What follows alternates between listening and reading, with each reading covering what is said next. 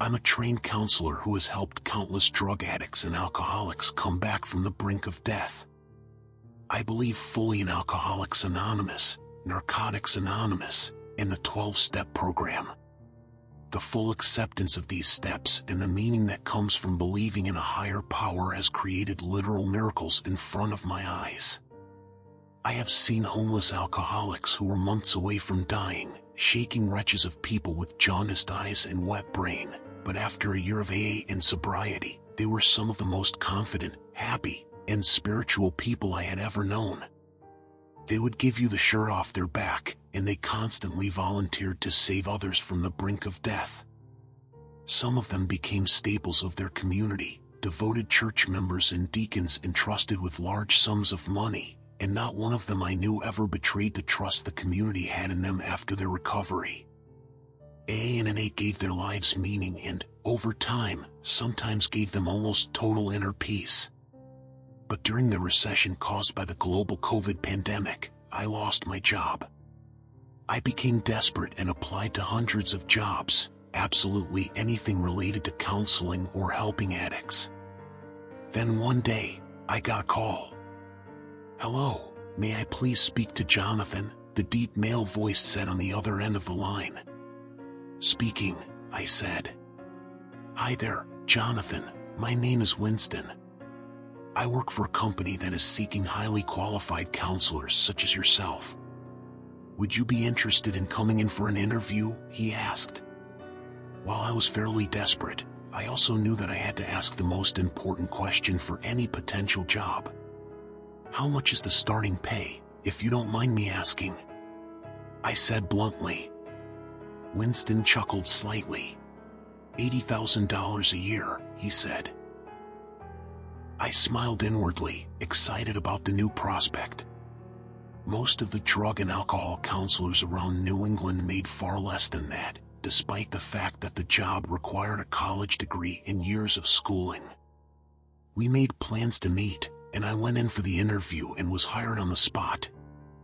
I was to begin immediately. Winston was a mountain of a man, at least 6 feet 6 inches with a shaved head and tattoos all over his body. His muscles looked like they had been sculpted out of marble.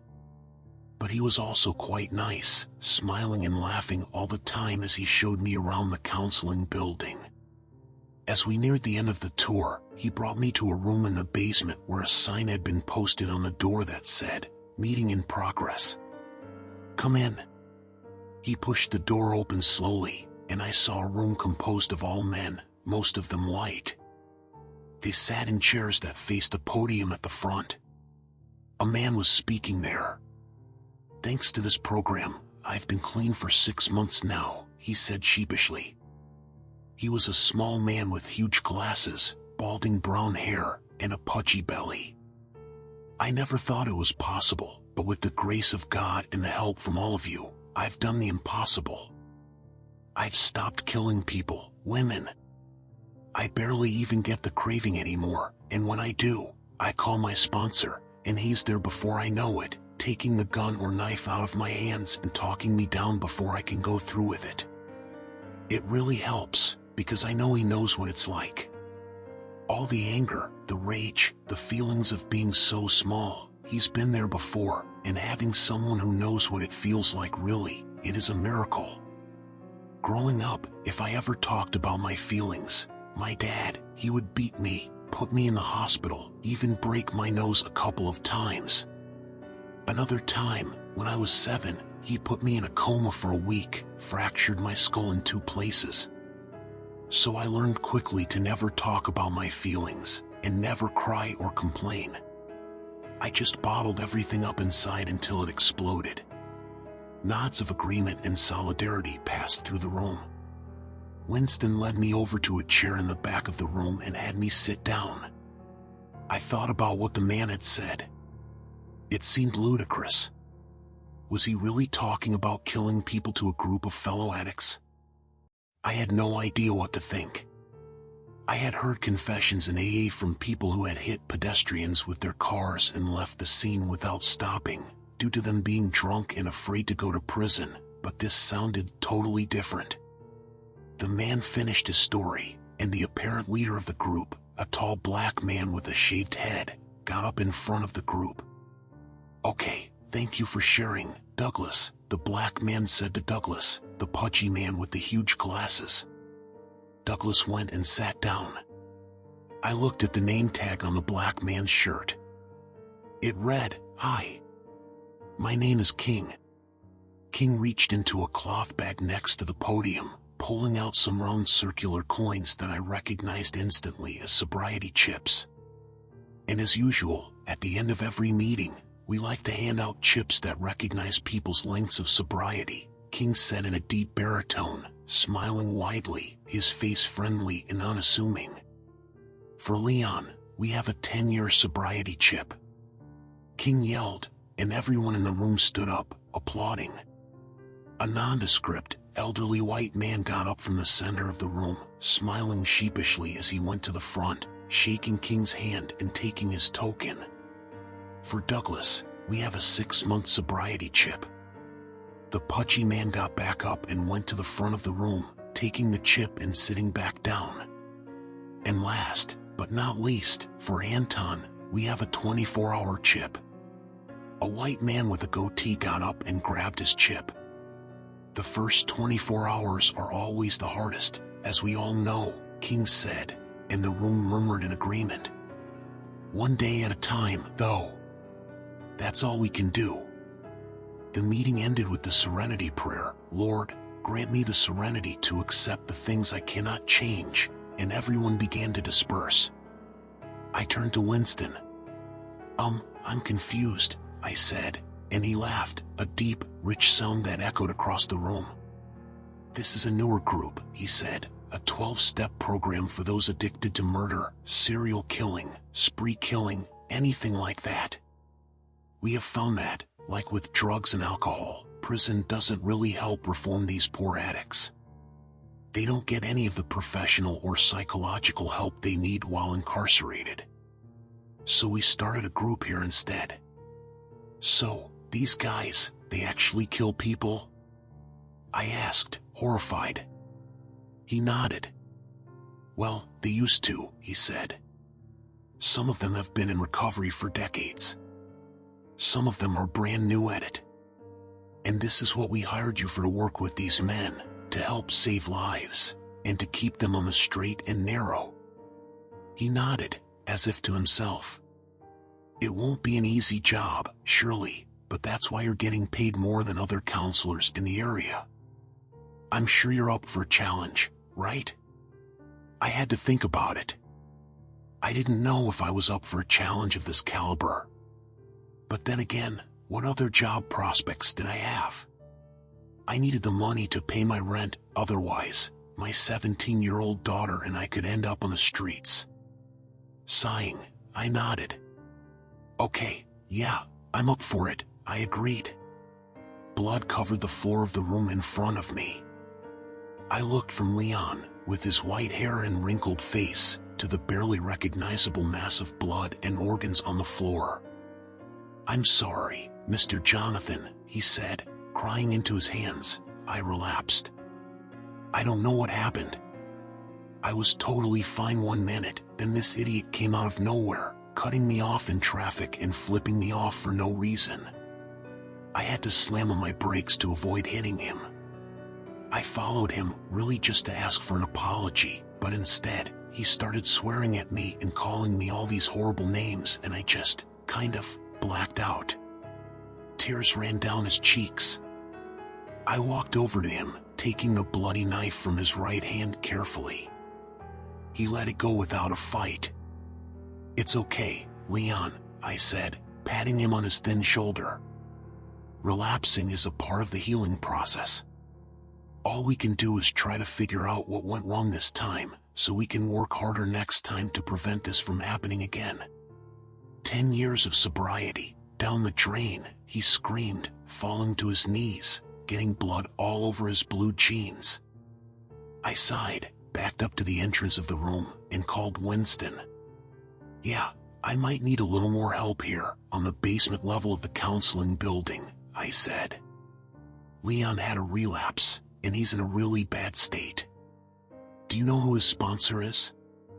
After cleaning up the scene, I was talking to King and Winston about Leon. Why did he bring his victim here, to the counseling building, do you think? I asked. They shrugged. This is where they're comfortable, King said, shrugging. This is where they have friends and can talk openly. Maybe they just instinctively come back here during times of struggle. I really don't know. Just then, my phone started ringing. I looked down to see the name of my daughter on the screen, Becky. I went out into the hallway and answered it. Hi, Becky, what's up? I'm at work right now, I said. She sighed. Dad, do you know a guy named Douglas? She asked. A chill ran down my back. Yes, why do you ask? I said, my voice rising in pitch. I could feel my heart speeding up in my chest. Something felt very wrong about this phone call. Well, he's here, asking for you, she said. I gasped. Becky, get far away from him, I said quickly. Call the police. Get the gun out of the cabinet in my room, lock the door, and stay there until the cops arrive. Got it? But someone else responded. Hi, Jonathan, a male voice said through the cell phone. You have a very pretty daughter, by the way. I think I'll enjoy this. Get away from my daughter, you sack of shit. I screamed into the phone. Douglas laughed. Then I heard a gunshot and the line went dead. I started sprinting through the building, towards the parking lot outside. My house was only a 5-minute drive from the counseling building, and I prayed I could get there in time. Please, God, let her still be alive. I wailed, running as fast as I could. I ran into the house, seeing a trail of blood leading from the living room to the basement. I gasped in horror. Visions of Becky's dead body, shoved into a barrel or cut into pieces with a chainsaw, flipped through my mind in rapid succession. I followed the trail of blood to the basement where the light was on. And what I saw there stunned me to no end. Becky stood over the dead body of Douglas. She was cutting off his head with a bandsaw, whistling to herself, an angelic smile on her smooth, placid face. There was a drain in the basement floor, and she let the blood flow down it as she cut the body into pieces, throwing each piece into a plastic barrel. Becky, my God, what are you doing? I yelled. She turned around, a look of happiness and bliss in her eyes. Just something I enjoy doing, Daddy, she said, smiling widely. He's not my first, you know. You had nothing to fear.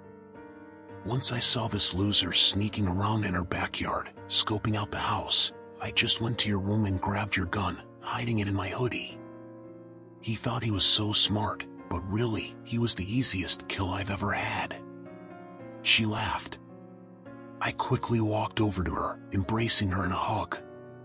I'm just glad you're alive, I said, tears beginning to drip down my face. My vision turned blurry as a wave of emotions overtook me. The next week, I was heading to work, Becky in the passenger seat. She was complaining, as teenagers often do. I don't see why I have to do these stupid groups, she yelled at me. I sighed. Look, you have an addiction problem, I said to her. I know you don't know it yet. Teenagers never realize it. Hell, even adults are often in denial about their problems, Becky. I just want you to go talk to these people, and see if you can't relate to what they're saying. You said you've killed, what, 4 people already? She nodded glumly. I'm just worried about you, sweetie. I don't want this addiction to take over your whole life. You're far too smart for that. You could go to college, be a doctor or an engineer or anything you want, but not if you let this addiction ruin your life. She let out a grunt of exasperation. Fine, I'll go, she said. Will you be there with me, though? Always, I said.